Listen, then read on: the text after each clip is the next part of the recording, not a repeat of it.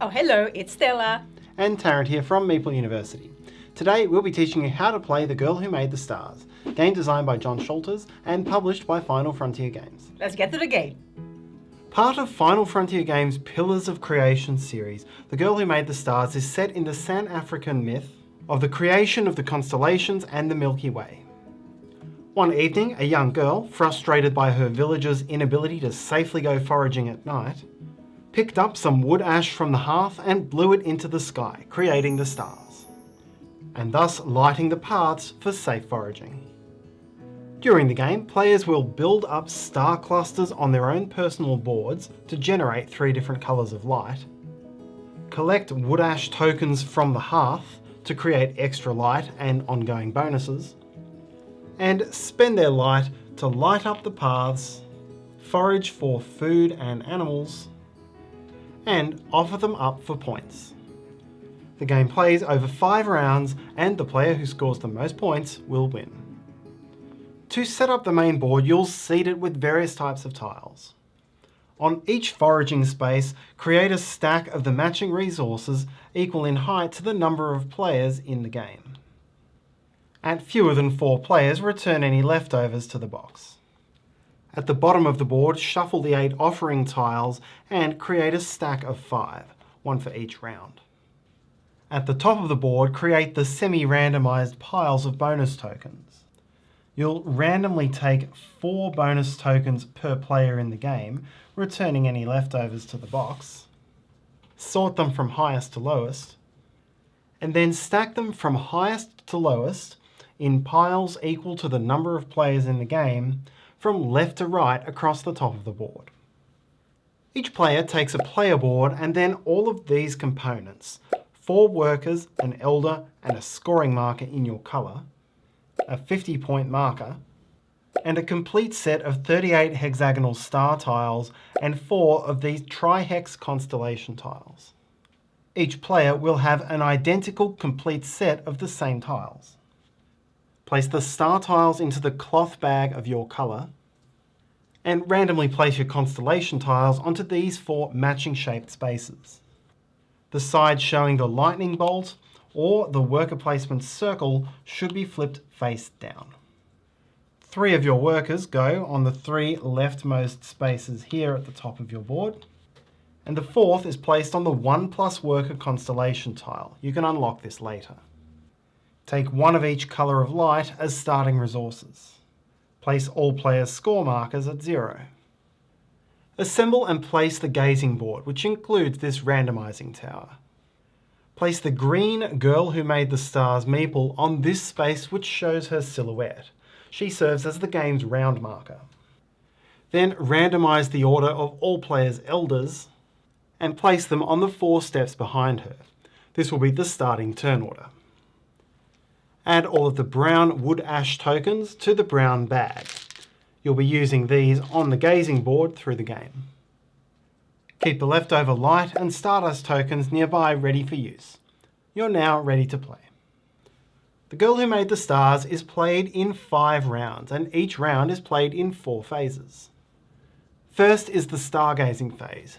You'll drop wood ash into the tower, and in turn order each player will draft one of these tokens.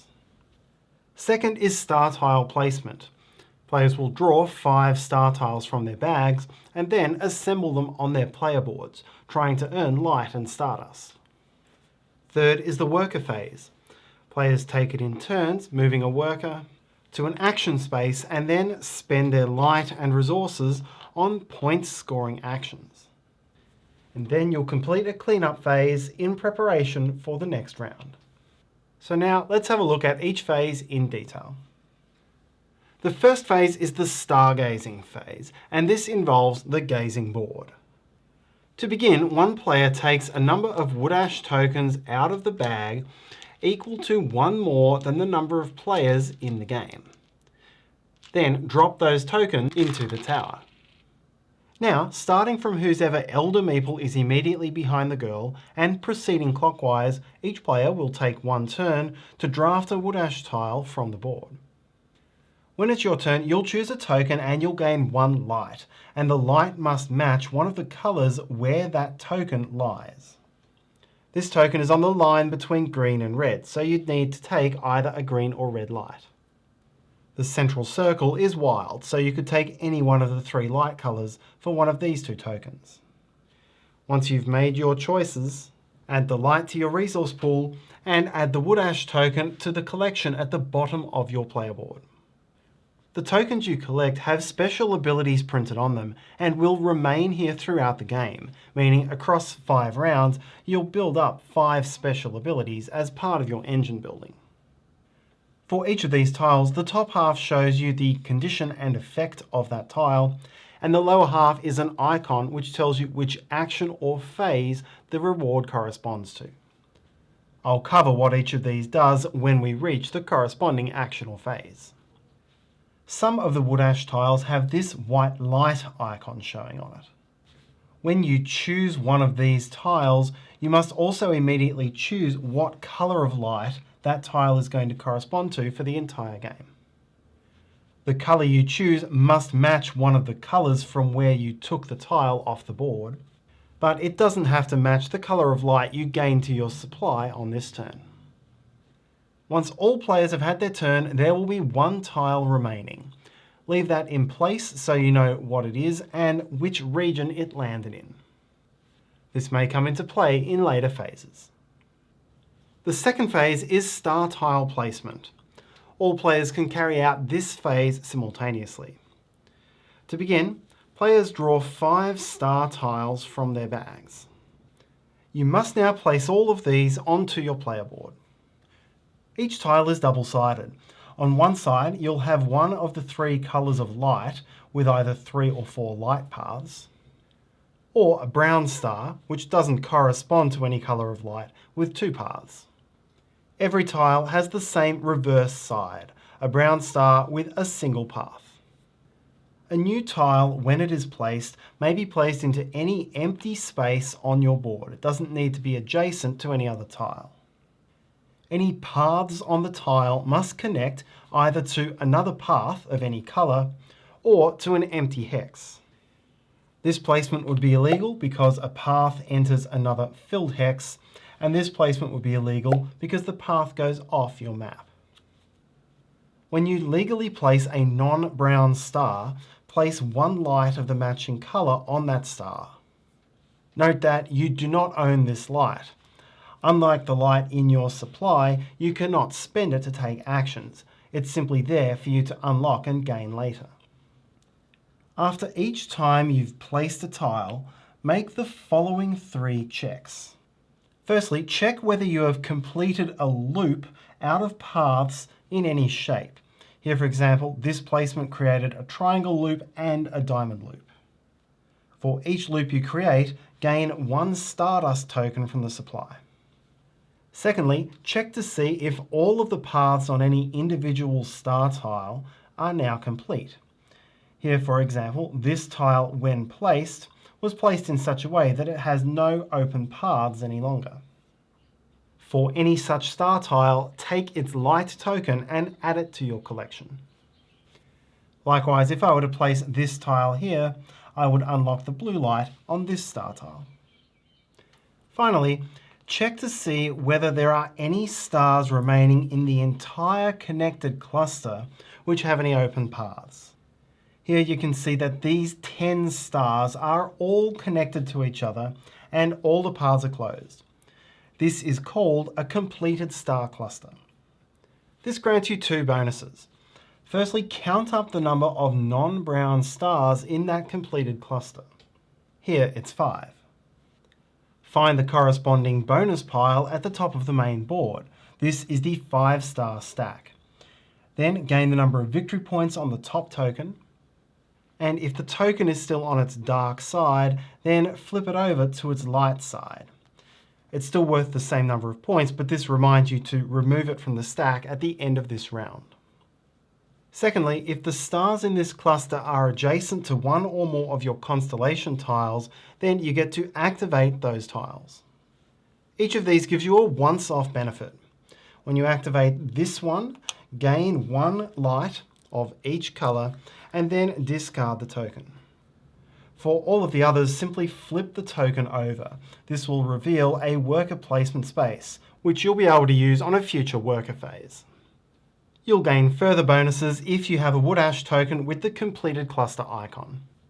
This one gives you a point for each of your selected light colour in that cluster, and this one gives you 3 points for each set of 3 different light in the cluster. You can also use Stardust from your supply to help you build up your map. You'll often do that during this phase, but can do it during any phase of the game. At any time, you can place a number of Stardust from your supply onto a hex that matches the number of open paths leading to that hex. Typically, you'll stack these on top of each other. Stardust closes paths for the purposes of gaining light from star tiles, as well as for completing star clusters. This is now a 3-coloured star cluster, which is complete and earns this constellation bonus. However, it is not considered to close a loop for the purposes of gaining more Stardust. It also means this space is no longer empty. You're not allowed to place a tile with an open path pointing into that hex, and you're not allowed to come back and add more Stardust later to try to make that possible. If, however, all of these tiles were present before the Stardust were placed, it would be legal to place all 3 of these Stardust at once. Note that this does not link these 2 potential star clusters together. These are 2 separate clusters which end at the same Stardust containing space. This phase ends once all players have placed their 5 star tiles. If you have one of these 2 wood ash tiles, you'll draw an extra star tile at the start of this phase, but you'll still place only 5, returning the leftover to your bag. You also gain 1 light of this colour, or 1 Stardust. Third is the place workers phase. Players will take turns, one at a time, in turn order, to take 1 worker from the player board and then place it onto a worker placement space to resolve its action. This phase continues until all players are out of workers. There are 5 different actions: Paths of Light, Gather Resources, Offering, Gazing, and a Constellation action. For Paths of Light, place a worker here. Any number of workers may occupy the space. Then place any amount of light from your supply onto the paths. Each light placed must be either on one of the 2 starting spaces or adjacent to a light that has previously been placed. Note that the 2 halves of the board are completely separate. These 2 do not have adjacency through this foraging space. Each light placed must be a different colour to the one which preceded it. You could not place green in either of these spaces. You would need to place another colour. You can freely place light on different forks of the same path, or even opposite sides of the board with the same action. Once you're done, count up the number of light you placed. Then score the points on top of the stack which corresponds to that number of stars. So here, 6 points. As before, if it's on its dark side, flip the token over to its light side. If you hold any Paths of Light wood ash tokens, you'll also gain extra points for the types of light you've placed. The second action is Gather Resources. Choose a gathering location which has at least 1 tile remaining on it and is connected to the start by a fully lit path. Here, these 3 locations are possible. Place a worker into its action space. Any number of workers may occupy such a space. You must pay the main light cost for this gather. Here it's a green, a red, and a white light which can be paid with any colour. You then gain a token from that gathering stack. You can then optionally pay the right-hand side of the cost, here it's 1 blue light, to gain the additional reward, which will be victory points or Stardust. Gathered resources go to your supply, and if you have a gathering wood ash token which matches what you gathered, you gain some extra points. The third action is to make an offering. Any number of workers can occupy this space. Here you'll convert your gathered resources into points in 2 ways. Firstly, count the number of different resources that you've gathered and gain 1 point for each type, without spending them. Here you gain 3 points. If you have any wood ash tokens with the crossed offering icon, these different resources count towards your reward. Here, you'd now have the maximum offering, 4 points. Then you must give up one of your resources to the offering tile, and you cannot use the ones from your wood ash tiles. This is what the crossed out hands are intended to mean. Take your chosen tile, cover the topmost open matching space on this round's offering tile, and gain the victory points you cover. If you don't hold at least one resource which can be placed onto an empty space of this tile, you are not allowed to take the action. The fourth action is gazing, and each player has a dedicated gazing action space on their player board. Only one worker can occupy this at a time. When you gaze, gain the benefits from your uncovered worker placement spaces. This means you'll get more rewards by doing this later in the round rather than earlier. In this case, you would gain 3 Stardust and 1 light, whose colour is based on the location of the leftover wood ash token on the gazing board. If you have any gazing wood ash tokens, also gain the light and Stardust showing on that.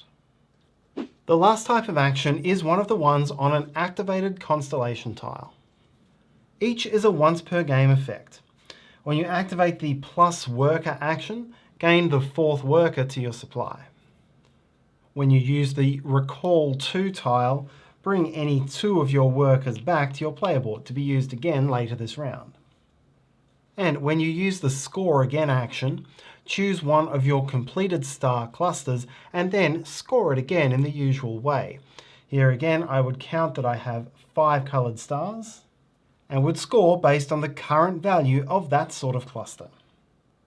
You do not get to rescore any wood ash bonuses as part of this action. Once all players are out of workers, proceed to the cleanup phase. Advance the girl Meeple 1 step around the board, and then whoever was last in turn order jumps ahead to be first in turn order next round. The leftover wood ash token is returned to the wood ash bag. Players recall their workers to their player boards, and if a constellation action was used, when recalling that worker, discard the tile. Remove any bonus tokens which have been flipped to their light side from the game, and discard the top offering tile as well as any resources on it. You'll now proceed to the next round. When the girl has no further to move, the 5th round is over and the game is complete. Players have one last chance to use Stardust from their supplies to complete constellations on their maps, which may gain them extra light and points from the main board. Any leftover gathered resources are cashed in for the number of victory points showing on the bottom row for that type of resource. In this case 2, 4 and 3 for a total of 9. The player with the highest score wins. If tied, whoever has the most combined leftover light and Stardust breaks the tie, and if still tied, victory is shared. And that's how to play the girl who made the stars. We hope you enjoyed this video. Thank you so much for watching. Everything you do will help us. Every single view, every time you like our video, our Instagram, every single comment, and let us know that you're there. And make sure you're doing something fun today. See you next time.